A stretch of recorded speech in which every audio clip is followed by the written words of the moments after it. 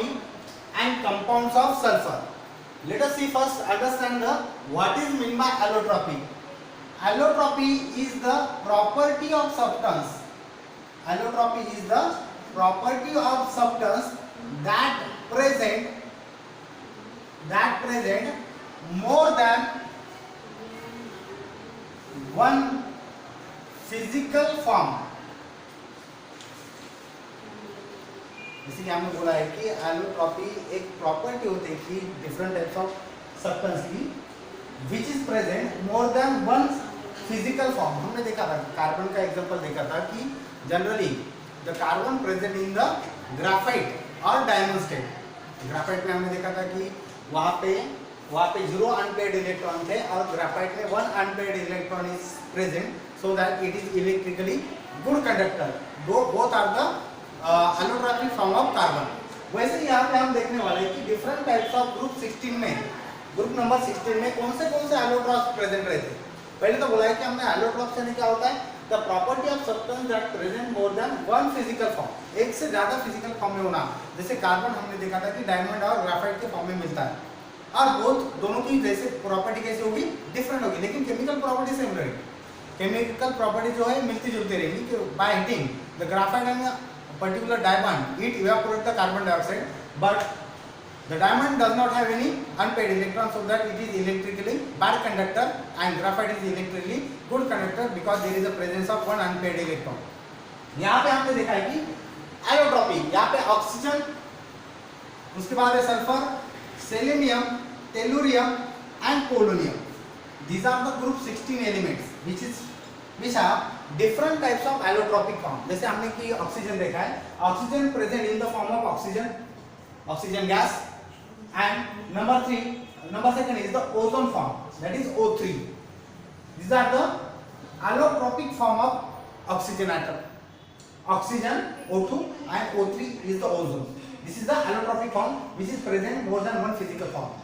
Then sulfur present in the both two allotropic form, that is the rhombic sulfur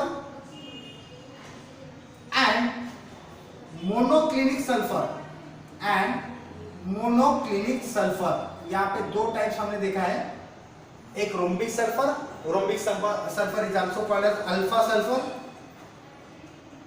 यहाँ पे rhombic sulfur को हम alpha sulphur भी कह सकते हैं, और second one is the monoclinic sulfur which is also called as beta sulfur. इसको हम बीटा सल्फर भी कह सकते हैं. That is rhombic sulfur and monoclinic sulfur both are non metallic in nature. ये दोनों कैसे नॉन मेटेलिक है. पहले तो कहा कि जो एलोट्रॉपी है property of substance that present more than one physical form, एक से ज्यादा फिजिकल फॉर्म में मिलना किसी भी एलिमेंट का, किसी भी सब्सटेंस का.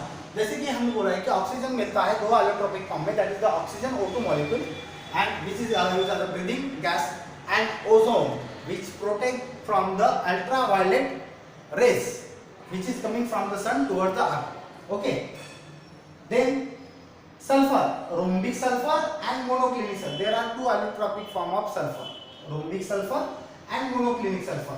Rhombic sulfur is also called as alpha sulfur and monoclinic sulfur is also called as beta sulfur. These both sulfur forms, allotropic forms, are non-metallic in nature. Number second is the selenium. Selenium present in the red and grey allotropic form. पहला तो red है और दूसरा है grey allotropic form. Red colour का होता है और एक दूसरा ग्रे कलर का होता है. The red colour selenium is non metallic in nature. हमने कहा कि रेड जो सेलेनियम का एलोट्रॉप है it is non metallic in nature but grey form is metallic in nature. जो ग्रे फॉर्म है ये कैसा है, मेटेलिक फॉर्म का है, which is metallic in nature. Selenium has two allotropic form. We get the two allotropes of the selenium. One is the red in color and another is the gray in color. The red color form is the non-metallic in nature and gray color is the metallic in nature. Next one is the tellurium. Tellurium is also have two allotropic forms. One is the crystalline regular arrangement of atoms said to be the crystalline. And number second is the amorphous. Number second is the amorphous. ये दो allotropic form है, एक crystalline है, एक amorphous है. It is regular arrangement of atom, where the amorphous irregular arrangement of atoms. So you know that there are two allotropic form, crystalline and amorphous allotropes of the tellurium. Next one is the last one is the polonium. Polonium is also have alpha polonium structure, alpha structure, and beta structure, beta structure form. Okay, these are the form of polonium, which is both are metallic nature. दोनों भी कैसे हैं? Metallic in nature. हमने कहा कि the non-metallic character decreases down the group and metallic character is increases. यहाँ पे allotrop में भी आपको वैसे ही दिखने को मिलेगा. जैसे जैसे हम देखेंगे कि जो non-metallic form है, it is converted into the metallic form. फिर से एक बार बता दें कि allotrope is the substance that present more than one physical form. As it is the allotropy, and the substance which demand this property are said to be the allotropes. The oxygen has two allotropic form, oxygen and O3, that is ozone. Number second, sulfur has two allotropic form, rhombic sulfur, monoclinic sulfur. Rhombic sulfur is also called as alpha sulfur, and monoclinic sulfur is also called as beta sulfur. Both are non-metallic in nature. Selenium has two allotropic form, red and green. Red color allotropes is the non-metallic in nature, and grey color form is the metallic in nature. Tellurium has two allotropes, one is the crystalline, another is the amorphous. Crystalline is the regular arrangement of atoms, so that it is said to be the crystalline allotropes, and amorphous is the irregular arrangement of atoms. It is said to be the amorphous form of tellurium. Then polonium has two allotropes, one is the alpha sulfur and second one is the alpha polonium and second one is the beta polonium. Both are metallic in nature. पहले हमने कहा था कि non-metallic character decreases down the group and metallic character is increases. अब यहाँ पे जो हमने सल्फर का फॉर्म लिया है, सल्फर के यहाँ पे आपको टू एलोट्रॉप्स देखने को मिलेंगे.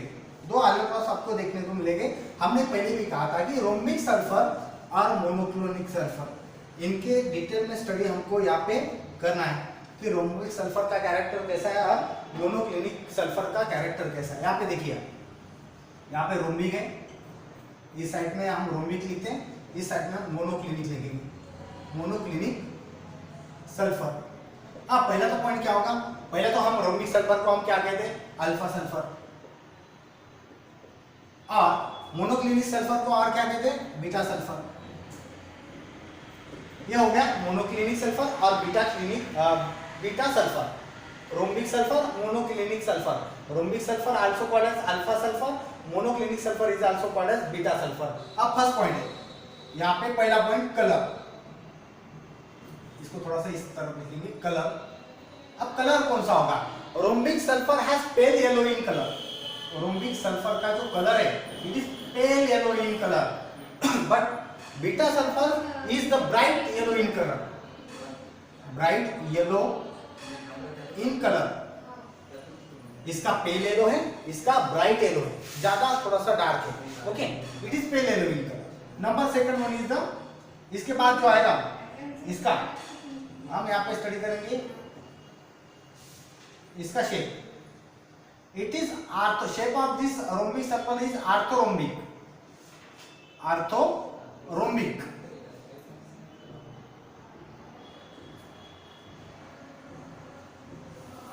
And the shape of monoclinic sulfur is the needle shape.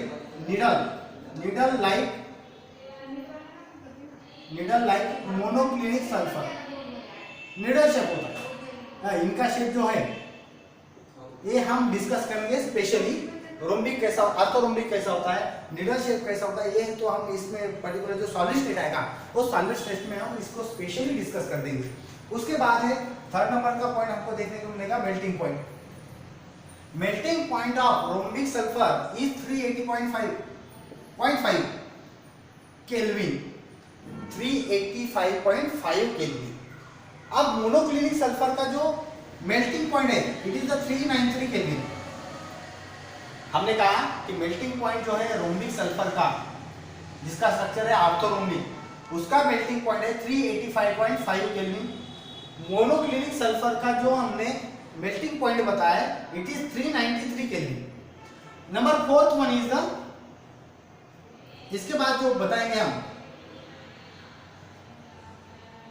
That is the stability के बारे में, डेंसिटी के बारे में बात करेंगे। That is density, that is mass upon volume. Density is equal to mass upon volume. That is density of rhombic circle is 2.069 centimetre cube. Water से ज्यादा है, वाटर से कैसा है, ज्यादा है। वाटर की कितना था, 1 था, और यहाँ पे जो डेंसिटी है रोम्बिक सर्कल की is 2.069, it is so that it is sink into the water. उसके बाद आता है मोनोक्लिनिक सल्फर। मोनोक्लिनिक सल्फर की डेंसिटी कम है as compare to rhombic sulphur, that is 1.989 centimetre cube. 1.989 centimetre cube. अब यहाँ पे आप कहेंगे कि यह जो रोम्बिक सल्फर है ये मोनोक्लिनिक सल्फर में डिसॉल्व हो जाएगा, सिंक हो जाएगा, जो वाटर में सेटल डाउन हो जाएगा। ये तो दोनों वाटर में हो जाएगा, क्योंकि वाटर का जो डेंसिटी है इट इज 1 सेंटीमीटर क्यूब है, ये आपको पता है। अब उसके बाद आता है पांचवा पॉइंट, दैट इज यहाँ पे बात करेंगे उसकी stability. Stability generally rhombic sulphur are stable in nature, below it is stable, rhombic sulphur is the stable below 3, यहाँ पे 363 केल्विन। यहाँ पे हमने बताया कि जो स्टेबिलिटी है उसी रोम्बिक सल्फर की इज द 363 केल्विन। सर यहाँ पे 369 है, यहाँ पे कितना है, 369 है। यहाँ पे इसका जो स्टेबिलिटी है इट इज 369 केल्विन। अब above 369 Kelvin, above 369 Kelvin, if we increase the temperature above 369, it is converted into monoclinic sulfur. Above its temperature, it is converted into monoclinic sulfur. Monoclinic sulfur. फिर से बताते हैं, यहाँ पे हमने stability के बारे में बात कर रहे हैं। The rhombic sulphur is stable at 369 kelvin. इस इतने डिग्री सेल्सियस पे, इतने केल्विन पे वो क्या रहेगा, स्टेबल रहेगा। अगर हम इसका टेम्परेचर इस 369 केल्विन के ऊपर बढ़ा देते हैं, this rhombic sulphur are converted into monoclinic sulphur, and we know that the monoclinic sulphur are stable above 369 kelvin. इसके ऊपर स्टेबल रहेगा, एंड बिलो इट्स टेम्परेचर, इसके नीचे जो आएगा तब इट इज कन्वर्टेड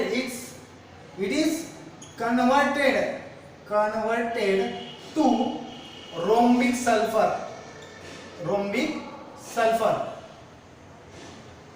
यहाँ पे हमने कहा कि अबव टेम्परेचर हो गया तो ये मोनोक्लिनिक हो जाएगा, इस टेम्परेचर के नीचे आएगा तो क्या हो जाएगा, रोम्बिक सल्फर आ जाएगा। फिर से एक बार बताता हूँ, stability of rhombic sulphur is 369 kelvin. If we increase the temperature above 369 kelvin, it is converted into monoclinic sulphur. Then the stability of monoclinic sulphur is 369 kelvin, above 369 kelvin. If we decrease the temperature below 369, decreases, यहाँ पे increase हो रहा है, यहाँ पे decrease हो रहा है, यहाँ पे इंक्रीज हो रहा है, यहाँ पे डिक्रीज हो रहा है, so that if we decrease the temperature below 369 Kelvin, it is converted into rombic sulfur. फिर से एक बार बताते हैं, हम देख रहे हैं कि allotropes of sulfur, there are two allotropes of sulfur, rombic and monoclinic. Rombic sulfur also called as alpha sulfur. Monoclinic sulfur is also called as beta sulfur. Color of rombic sulfur is pale yellow. Color of monoclinic sulfur is bright yellow in color. The shape of rombic sulfur is orthorhombic, and the shape of monoclinic sulfur is needle-like monoclinic sulfur. Needle-like monoclinic sulfur, needle shape होगा, इसका orthorhombic होगा। Melting point कितना है?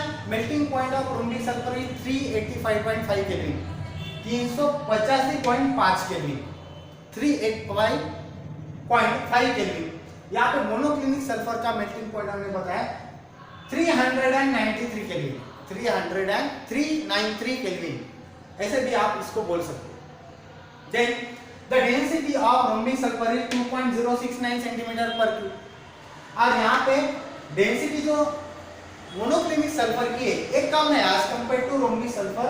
The density of monoclinic sulphur is 1.989 per centimetre cube. Water से तो बहुत ज्यादा है।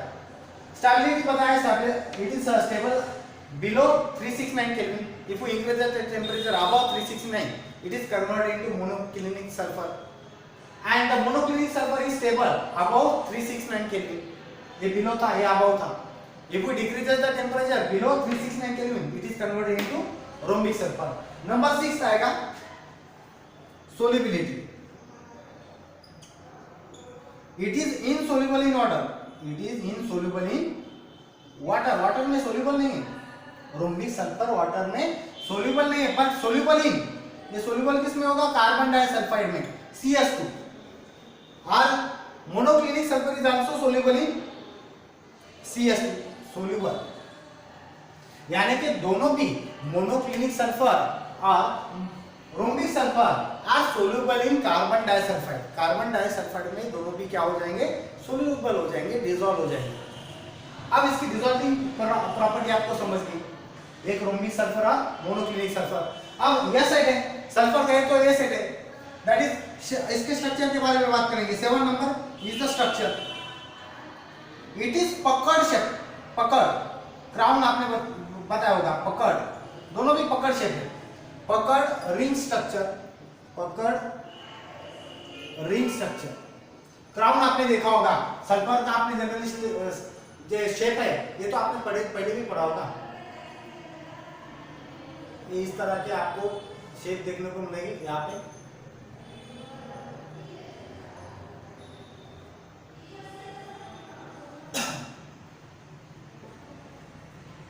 यहाँ पे इस तरह का आपको शेप देखने को मिलेगा। यहाँ पे क्राउन शेप बोलते हैं इसको। कौन सा शेप बोलते हैं? Crown shape. This is the crown shape of particular pucker shape of sulphur, both of allotrophs of the sulphur one. Pucker shape, दोनों का कौन सा होगा? पकड़ शेप होगा। अब इसके बाद आता है स्ट्रक्चर के बाद डिस्कस करेंगे इसका। यहाँ पे कितने पॉइंट हो गए? पहला होगा colour, shape, melting point, density, stability, solubility and structure. Number last 8वां पॉइंट जो है प्रिपरेशन। कैसे प्रिपेयर करते हैं? Generally, the rhombic sulfur are prepared by evolution of roll of sulfur in carbon disulphide. एक रोल फॉर्म करते हैं sulphur का, पर्टिकुलर रोल फॉर्म करने के बाद उसको इवेपोरेट करते हैं इन प्रेजेंस ऑफ कार्बन डाइसल्फाइड। एक समझो एक सल्फर का रोल है, इसको रोल कर दिया है। रोल करने के बाद इसमें से CS2 गैस पास करते हैं, carbon disulphide, CS2 carbon disulphide gas. After passing the carbon disulphide gas, what happen? The evaporation is takes place and rhombic sulfur is formed. That is, after evolution of roll of sulfur in CS2, the rhombic sulfur is formed. हमने फिर से बताया preparation कैसे करते हैं? Form करना है, prepare करना है, सिंथेसाइज करना है हमको rhombic sulfur, that is alpha sulfur. Evolution of roll of sulfur in CS2. Okay, देख जो मोनोक्लिनिक सल्फर है ये कैसे फॉर्म करते हैं? रोम्बिक सल्फर को क्या करते हैं? मेल्ट करते हैं। By heating the rhombic sulphur is melted and then cooled to form crust. क्या करेंगे? पहले रोम्बिक सल्फर को लेंगे जो हमने evolution of roll of sulphur को CS2 में पास करके फॉर्म किया था। अब उसको क्या करेंगे? रोम्बिक सल्फर को हम हीट करेंगे, मेल्ट करेंगे। मेल्टिंग पॉइंट तो हमने बताया है 393 केल्विन। अब मेल्ट कर दिया, मेल्ट करने के बाद उसको कूल करेंगे तो क्रस्ट फॉर्म हो जाएगा। क्या फॉर्म हो जाएगा? Crust. And after the formation of crust the two holes are made into that crust. Crust में क्या करना है? 2 होल करना है। फिर से एक बार बताओ, प्रिपरेशन देख रहे हैं हम रोम्बिक सल्फर का। तो rhombic sulphur are prepared by using evolution of roll of sulphur. Roll कर दिया सल्फर का, उसमें से CS2 गैस पास कर दिया तो क्या बन गया, रोम्बिक सल्फर बन गया by evolution of roll of sulphur into carbon disulphide. कौन सा गैस पास करना है, कार्बन। उसके बाद जो रोम्बिक सल्फर फॉर्म हुआ है उसको हम हीट करेंगे, मेल्ट करेंगे, मेल्ट करने के बाद फिर से कूल करेंगे, कूल करने के बाद जो क्रस्ट फॉर्म हो गया, जैसे हमने कहा कि जो आइस का क्रस्ट फॉर्म होता है, बराबर है, तो वैसे ही क्रस्ट यहाँ पे सल्फर का भी फॉर्म होगा, रोम्बिक सल्फर का। तो क्रस्ट फॉर्म हो गया, उस क्रस्ट में 2 होल करना है। 2 होल करने के बाद क्या करेंगे, जो रिमेनिंग लिक्विड है रोम्बिक सल्फर का बचा वाला, मेल्ट हुए वाला, तो उस लिक्विड को क्या करेंगे हम, उसमें पोर कर देंगे, ऐड कर देंगे, 2 होल में ऐड करना है। ऐड करने के बाद नीडल शेप क्या फॉर्म हो जाएगा, monoclinic sulphur is form. Monoclinic sulphur is form. फिर से एक बार बताता हूं, here we shall discuss about the different types of allotropes of sulfur: rhomic sulfur, monoclinic sulfur. Alpha sulfur is also called as, beta sulfur is also called as to the monoclinic sulfur. Color pale yellow, it is bright yellow. It is orthorhombic, it is needle like monoclinic sulfur. Melting point 385.5 Kelvin, it is 393 Kelvin. यहाँ पे density 2.069 centimetre cube, यहाँ पे 1.989 centimetre cube. यहाँ पे stability stable below 369 kelvin, above its temperature it is converted into monoclinic sulfur. It is stable above 369 Kelvin and below it is converted into rhombic sulfur. Solubility बताएंगे, soluble in water but soluble in carbon disulfide. It is also soluble in carbon disulfide. यहाँ पे structure पता है, it is both are puckered shape. Both are puckered shape. Preparation, evolution of role of sulfur in carbon disulfide and this formation of rhombic sulfur then used to formation of monoclinic sulfur by melting and cooling to form crust and by bedding the 2 holes into the crust to form needle shaped monoclinic sulfur. These are all about the allotropes of sulfur. अब उसके बाद आता है जो second point हमने बताया, compounds of sulphur. Compounds of sulphur, पहला compound जो है सल्फर का, उसके बारे में हम डिस्कस करेंगे, क्योंकि ऑक्सीजन की जो कंपाउंड है ये तो सिलेबस से निकाल दिया गया है, तो जो कंपाउंड्स ऑफ सल्फर है उसके बारे में डिस्कस करेंगे। अब यहाँ पे देखो, कंपाउंड्स ऑफ सल्फर में पहला डिस्कस करेंगे हम सल्फर डाइऑक्साइड।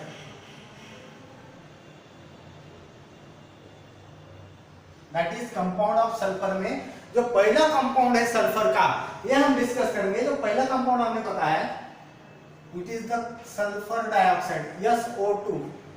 पहला कौन सा है, SO2। पहले तो हम क्या देखेंगे, कोई भी देखेंगे केमिकल प्रॉपर्टी स्टडी करना होगा तो पहले क्या बताना है हमको, उसके बारे में, उसकी प्रिपरेशन कैसी। दैट इज यहाँ पे हम बताएंगे कि प्रिपरेशन ऑफ सल्फर डाइऑक्साइड।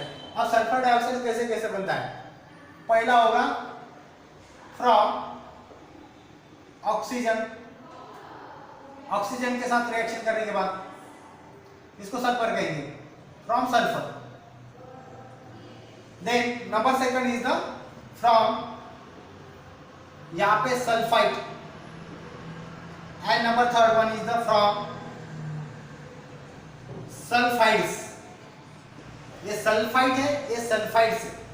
एक याद रखो, हम प्रिपरेशन देख रहे हैं सल्फर डाइऑक्साइड। पहला हमने बताया कि कंपाउंड्स ऑफ सल्फर में पहला जो कंपाउंड है हम डिस्कस करेंगे सल्फर डाइऑक्साइड, SO2। उसके हम प्रिपरेशन देखेंगे, preparation of sulphur dioxide from sulphur, sulphur के साथ रिएक्शन करने के बाद कैसे सल्फर डाइऑक्साइड बनाते हैं। दूसरा from sulphide and number third one is the from sulphides. अब यहाँ पे when sulfur is heated in presence of oxygen, यहाँ पे क्या हो रहा है, the sulfur, solid sulfur, यहाँ पे solid है, यहाँ पे ब्रैकेट में यहाँ पे solid लिख देंगे। solid sulfur जो होगा, okay, it is heated or burned in presence of oxygen, then there is a formation of sulfur dioxide gas is takes place। यहाँ पे ऑक्सीजन गैस यूज किया था और जो प्रोडक्ट हमको मिल रहा है sulphur dioxide, it is also in the form of gas. फिर से एक बार बताते हैं, from sulphur bye heating the sulphur, by heating और बर्निंग भी बोल सकते हैं, by burning the sulfur, solid sulfur, by heating solid sulfur in open atmosphere, in open atmosphere in presence of oxygen, solid sulfur in presence of oxygen to form sulfur dioxide in the form of gas. This is the first reaction in the preparation of sulfur dioxide. पहला हम बता रहे from sulphur कैसे बनाते हैं। Sulphur जो solid sulphur होगा उसको हम हीट करेंगे, डायरेक्ट हीट करना है। डायरेक्ट एटमॉस्फेयर में क्या है, ऑक्सीजन है। Oxygen is helps to burning of any substance. अब क्या करेगा, ऑक्सीजन आएगा उसके साथ रिएक्ट करेगा और क्या बन जाएगा, सल्फर डाइऑक्साइड। ज्यादा कुछ यहाँ पे दिक्कत नहीं आएगी। सॉलिड सल्फर है ना, गैस तो एटमॉस्फेयर में है, हीट करने के बाद क्या हो जाएगा, हीट। यहाँ पे सिंबल लिख सकते हैं, बर्न करना है, हीट करना है, सल्फर डाइऑक्साइड फॉर्म हो जाएगा। अब दूसरी रिएक्शन है फ्रॉम सल्फाइड। दूसरी रिएक्शन क्या है, फ्रॉम सल्फाइड। जनरली सल्फाइड का फॉर्मूला हमने देखा है Na2SO3। अब Na2SO3 यानी सोडियम सल्फाइड, यानी क्या, सोडियम सल्फाइड के साथ रिएक्शन करने के बाद किस तरह से हम सल्फर डाइऑक्साइड गैस बनाते हैं। अब यहाँ पे देखो, in laboratory, this is the laboratory method, laboratory method. ये लैबोरेटरी में, ये ओपन एटमॉस्फेयर में कहीं भी हो जाएगा। अब in laboratory when sodium sulphide is reacts with dilute hydrosulphuric acid, that is sulphuric acid H2SO4। यानी सोडियम सल्फाइड की रिएक्शन आपको किसके साथ करनी पड़ेगी, हाइड्रोजन सल्फ्यूरिक एसिड के साथ, डाइल्यूट सल्फ्यूरिक एसिड के साथ। ओके, अब ये तो सॉलिड फॉर्म में, लिक्विड फॉर्म में, आपको पता है। When reacts with sodium sulfide reacts with sulfuric acid to form Na2SO4, that is sodium sulfide is formed, and along with formation of H2O as a liquid and SO2 as a gas। क्या हो गया यहाँ पे reaction में, क्या हो गया देखो, Na2SO3 था, यहाँ पे था H2SO4। हम क्या कर रहे हैं, सल्फर डाइऑक्साइड प्रिपरेशन कर रहे हैं with the help of sulphide.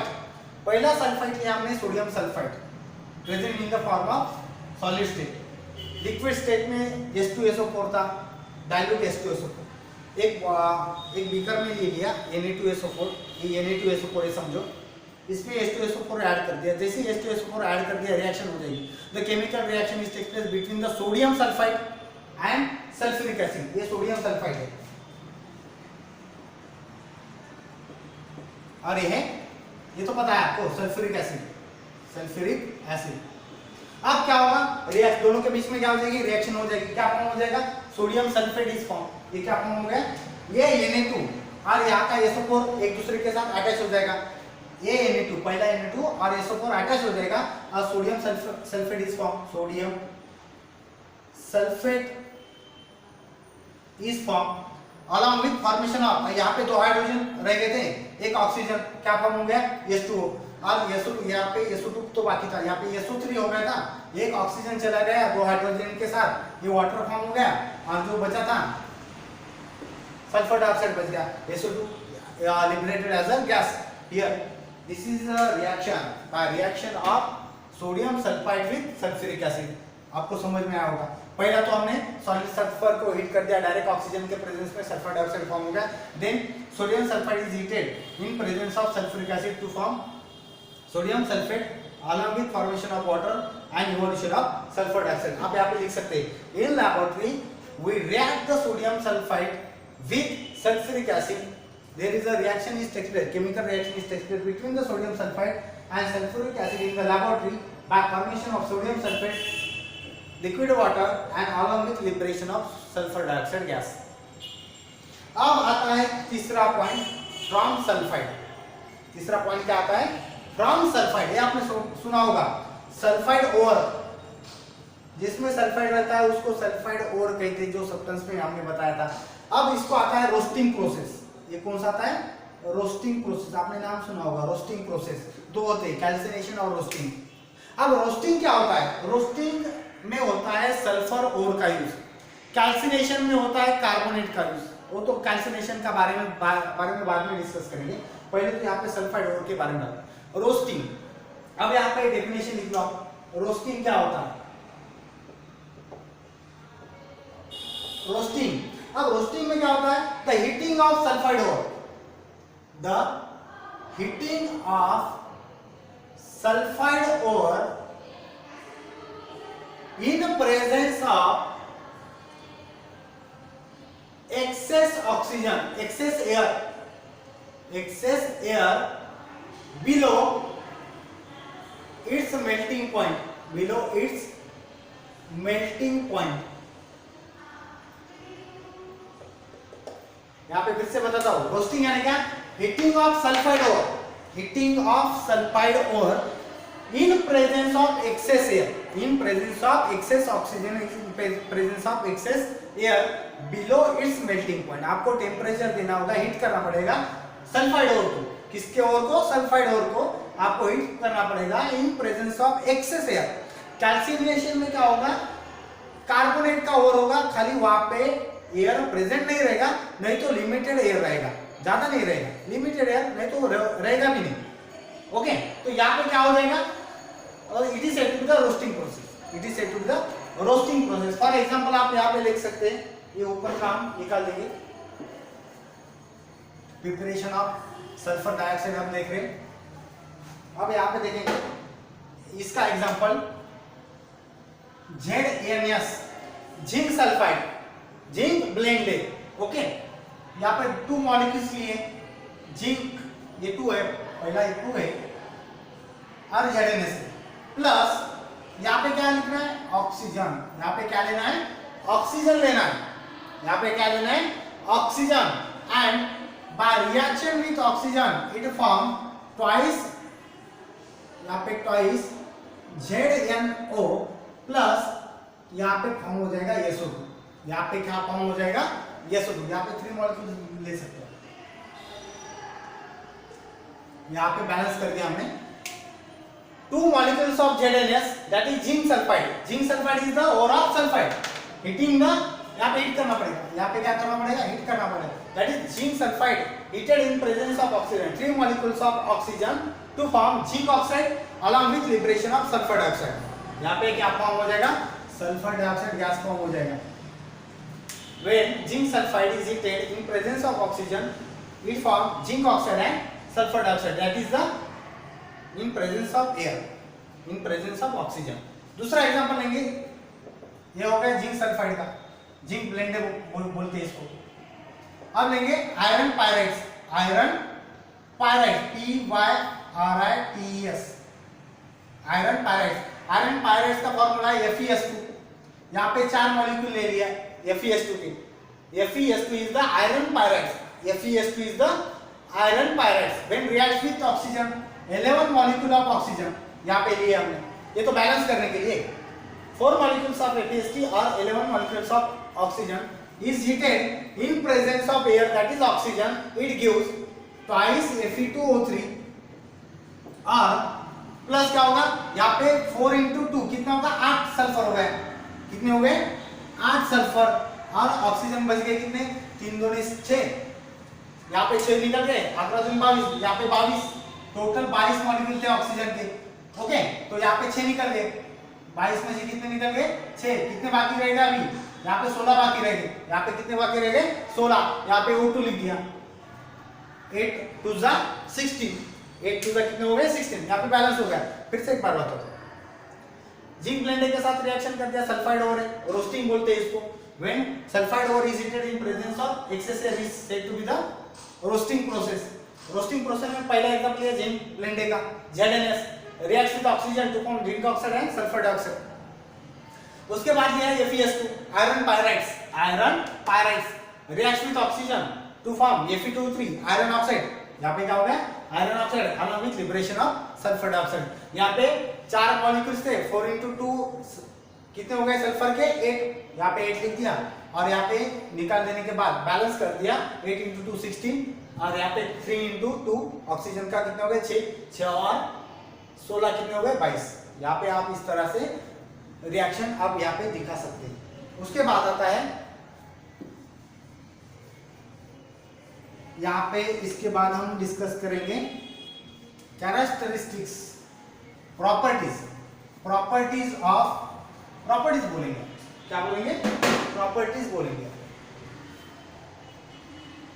यहाँ पे प्रॉपर्टीज ऑफ सल्फर डाइऑक्साइड। अब प्रॉपर्टीज या सल्फर डाइऑक्साइड में क्या होता है, यहाँ पे लिख दो आप प्रॉपर्टीज ऑफ सल्फर डाइऑक्साइड। पहली प्रॉपर्टी क्या है, पहली प्रॉपर्टी क्या होगी, it is the colourless gas, it is colourless gas, colourless gas having pungent smell. Pungent, pungent यानी क्या होता है कि जो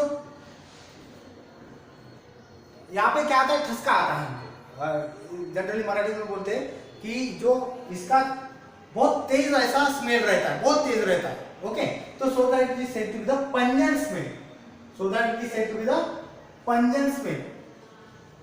okay, it is colourless gas having pungent smell. Number second, it is poisonous in nature, it is poisonous in nature. पहला बताया colourless gas है, pungent smell है, दूसरा बताया पॉइजनस इन नेचर। दूसरा कैसा है, it is poisonous gas, very poisonous gas. Number third one is the, अब पॉइजनस गैस के बाद होगा it is soluble in water, it is soluble in water. अब सोल्यूबल होने के बाद क्या फॉर्म करेगा, समझो हमने वाटर ले लिया H2O, पहले तो क्या लिया, sulphur dioxide, sulphur dioxide water में ऐड कर दिया, क्या फॉर्म हो गया, H2SO3, सल्फरस एसिड। कौन सा एसिड, सल्फरस एसिड, H2SO3 क्या फॉर्म हो गया, H2SO3। It is soluble in water along with formation of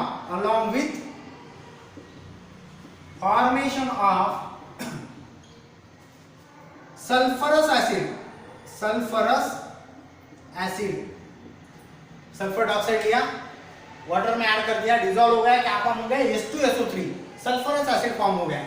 पहला है पॉइजनस नेचर, पहला है colourless gas having pungent smell, दूसरा पॉइजनस इन नेचर, तीसरा it is soluble in water along with formation of sulphurous acid. Number 4 क्या रहेगा, it is converted into liquid state, it is sorry यहाँ पे it is liquefied. हम इसका liquid state में conversion कर सकते हैं, लिक्विफाइड एट 263 केल्विन, 263 केल्विन पे। कितना है, -10 डिग्री सेल्सियस, -10 डिग्री सेल्सियस यानी 263 केल्विन। 263 केल्विन पे क्या हो जाएगा, और एट प्रेशर, अंडर प्रेशर कितना प्रेशर देना पड़ेगा, under 280 2 atmospheric pressure, it is liquefied at 263 kelvin under 2 atmospheric pressure. 2 atmospheric pressure आपको वहां पे लगाना पड़ेगा, अप्लाई करना पड़ेगा, और वहां पे टेम्परेचर जो है यहाँ पे कम से कम -10 डिग्री सेल्सियस यानी 263 केल्विन वहां पे आपको टेम्परेचर रखना पड़ेगा। फिर से बताता हूँ, colourless gas having pungent smell, then poisonous in nature, soluble in water along with formation of sulfurous acid SO2 plus H2O H2SO3। It is liquefied at 263 Kelvin, liquid form कर सकते हैं हम SO2 का 263 यानी -10 डिग्री सेल्सियस तक under 2 atmospheric pressure. अब इसके बाद आता है इनकी प्रिपरेशन, देखा है हमने, प्रिपरेशन हो गया, प्रॉपर्टीज हो गई। अब क्या आएगा, अब आएगा इसके केमिकल प्रॉपर्टीज। अब इसके क्या आएंगे, केमिकल प्रॉपर्टीज हम डिस्कस करेंगे। इसका यहाँ पे जो सल्फर डाइऑक्साइड है उसके केमिकल प्रॉपर्टीज हम डिस्कस करेंगे। अब पहली केमिकल प्रॉपर्टीज यहाँ पे हम डिस्कस करेंगे। यहाँ पे हेडिंग दे दो, केमिकल रिएक्शन ऑफ SO2। पहला है reaction with chlorine,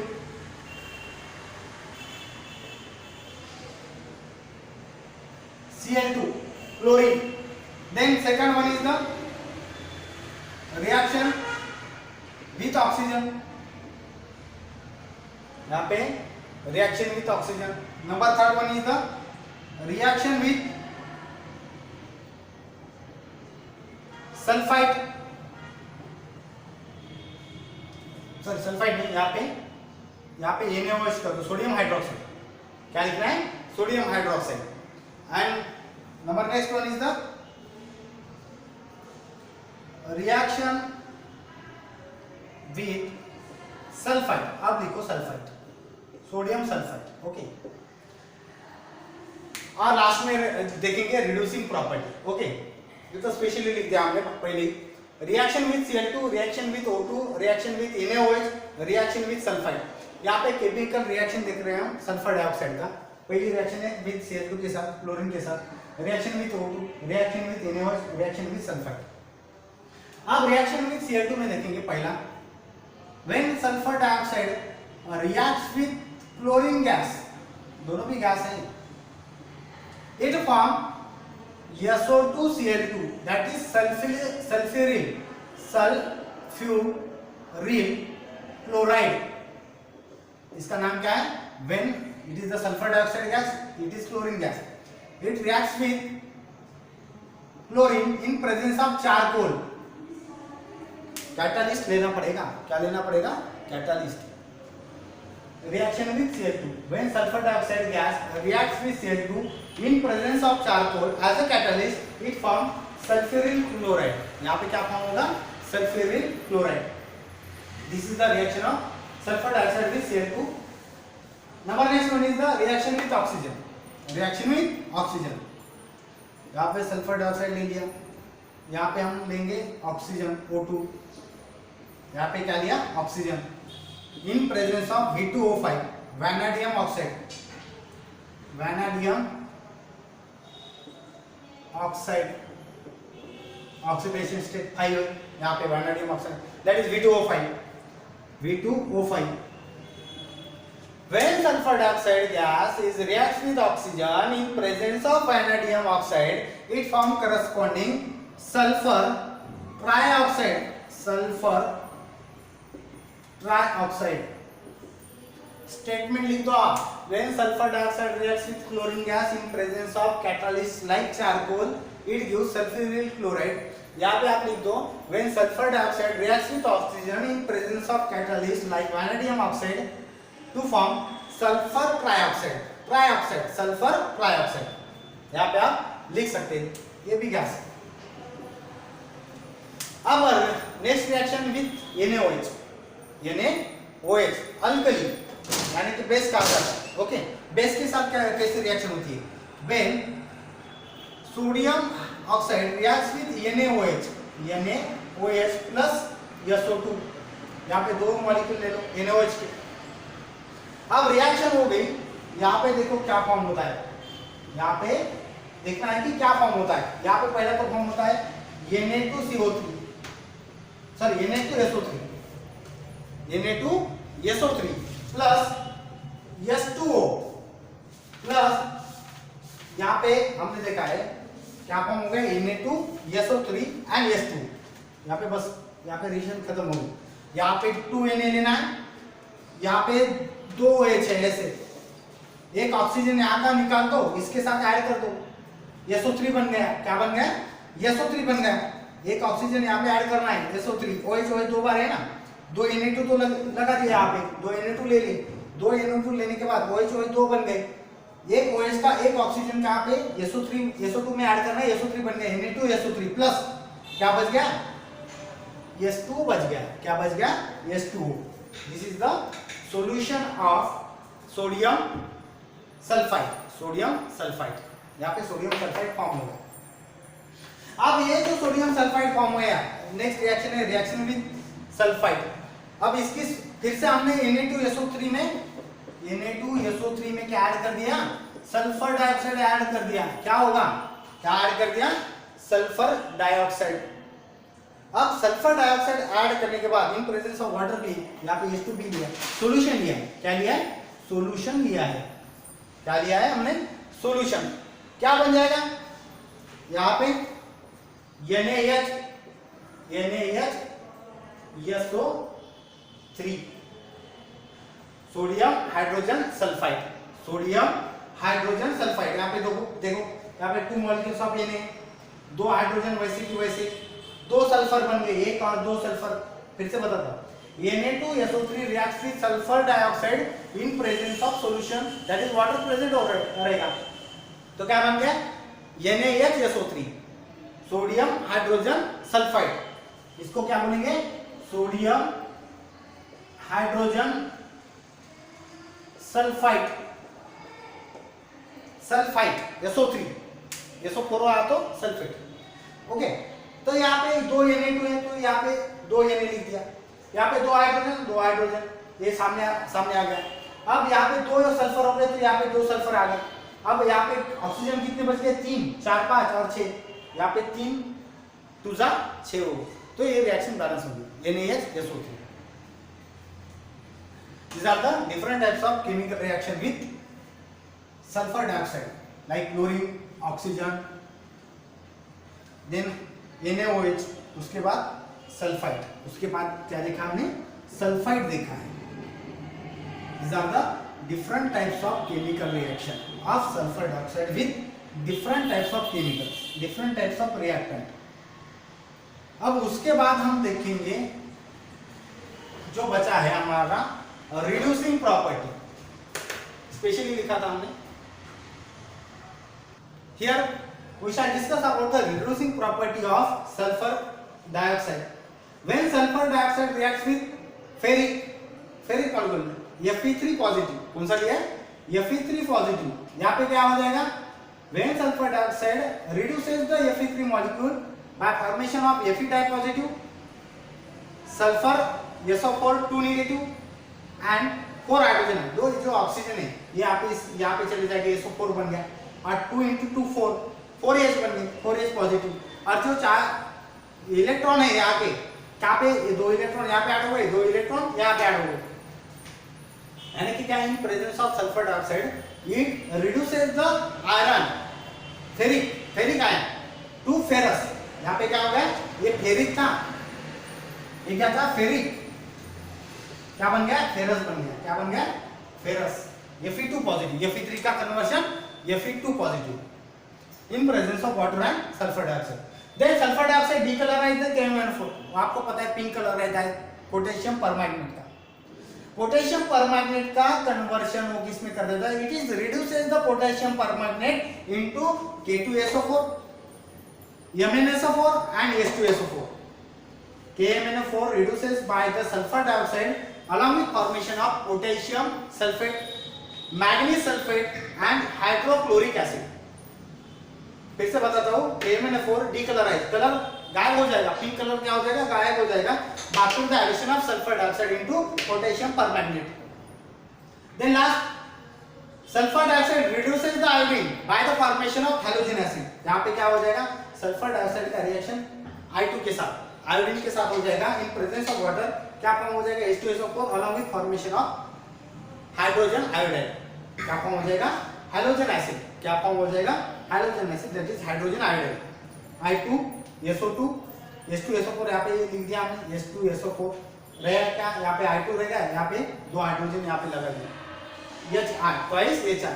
this is the reducing property of sulphur dioxide, sulphur dioxide की रिड्यूसिंग प्रॉपर्टी। जनरली हमने शेप देखा है सल्फर डाइऑक्साइड का, it is the angular shape, it is the angular shape. कैसा shape होगा? Angular. It and it has 2 canonical form, 2 canonical form, यानी कि resonance structure होगा इसका, यहाँ पर बॉन्ड यहाँ पे चला जाएगा, 2 रेजोनेटिंग स्ट्रक्चर, इसको कैनोनिकल फॉर्म भी बोलते हैं। इस ऑक्सीजन पे 6 लोन पेयर, इस ऑक्सीजन पे 2 लोन पेयर, यहाँ पे आप सल्फर पे 1 लोन पेयर, यहाँ पे इस तरह से आप 2 कैनोनिकल फॉर्म रेजोनेंस स्ट्रक्चर, यहाँ पे एंगुलर स्ट्रक्चर में आप सल्फर डाइऑक्साइड का देख सकते हैं। These are the reducing property। Ferric ion का फेरस में, KMnO4 decolorized in presence of SO2, halogen acid are formed in presence of sulfur dioxide by reaction with halogens, and angular shape is the sulfur dioxide। कौन सा shape होगा? Angular shape, angular structure having 2 resonance form, 2 canonical form, इस तरह से आप यहाँ पे देख सकते हैं। Thank you.